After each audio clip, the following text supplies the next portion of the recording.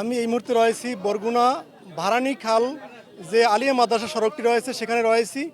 আপনাকে আমি জানাতে চাই যে আপনি জানেন বরগুনা ডেঙ্গু প্রাদুর্ভাব বৃদ্ধি পাওয়ায় কিন্তু বরগুনা জেলাকে হটস্পট হিসেবে চিহ্নিত করা হয়েছে।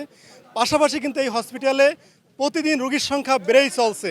ইতিমধ্যে জানুয়ারি থেকে এখন পর্যন্ত প্রায় ৩,০০০ ডেঙ্গু রোগী আক্রান্ত হয়েছেন। পাশাপাশি আপনাকে একটি বিষয় জানাতে চাই যে এখন পর্যন্ত কিন্তু ৭ জন রোগী আপনার ডেঙ্গুর চিকিৎসা নিয়ে কিন্তু বরগুনা হাসপাতাল থেকে মৃত্যুবরণ করেছেন। পাশাপাশি কিন্তু বেসরকারি হিসেবে এটি কিন্তু প্রায় ২৫ ছুঁই। আরেকটি বিষয় আপনাকে জানাতে চাই যে বরগুনাতে আপনার পৌর প্রশাসক তিনি কিন্তু ডেঙ্গু আপনার প্রতিরোধে কিন্তু ব্যাপক কর্মসূচি হাতে নিয়েছেন।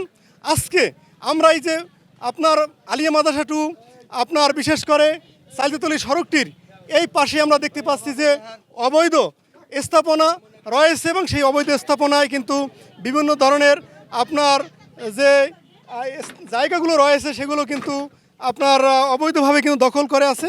এখানে একজন প্রশাসক রয়েছে, নির্বাহী ম্যাজিস্ট্রেট, তার কাছে আমি জানার চেষ্টা করব আসলে তাদের আজকে অভিযানটা কি। ধন্যবাদ। আমাদের বরগুনা জেলা আপনারা জানেন যে বিভিন্ন ডেঙ্গু খুব মহামারী আকারে ছড়িয়ে পড়েছে। তো আমরা আমাদের পৌর প্রশাসনের পক্ষ থেকে নিয়মিতভাবে অভিযান পরিচালনা করছি। আমাদের সম্মানিত পৌর প্রশাসক স্যার অনিমেষ বিশ্বাস স্যারের নির্দেশনায় আজকে আমরা এখানে বরগুনা জেলার যে বাজারটা আছে পৌরসভার মধ্যে সেখানে বিভিন্ন ড্রেন আছে, কিন্তু ড্রেনগুলো অবৈধভাবে দখল করে রাখা, যে কারণে আমাদের যারা পরিচ্ছন্নতা কর্মী আছেন তারা মশক নিধন কার্যক্রমটা সঠিকভাবে করতে পারছেন না। তো এখানে আমরা মূলত দুটি অপরাধ দেখতে পাচ্ছি। একে তো এটা অবৈধভাবে দখল করা, তার উপর আমরা যে মশক নিধন কার্যক্রম সেটাও সঠিকভাবে করতে পারছি না। সেজন্য আমরা এই অবৈধ স্থাপনা সম্পূর্ণভাবে ভেঙে দিচ্ছি এবং আমাদের এখানে যে ড্রেনটা আছে সেটা পরিষ্কার রাখার মাধ্যমে আমাদের মশক নিধন কার্যক্রমটা সুচারুভাবে করার চেষ্টা করছি আমরা।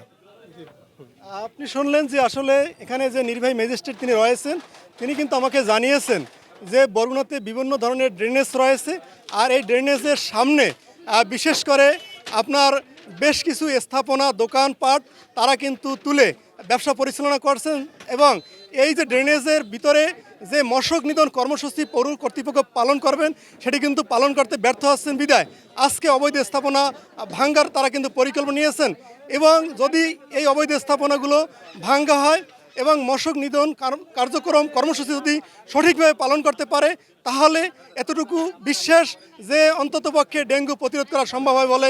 এই ছিল আমার কাছে বরগুনা থেকে।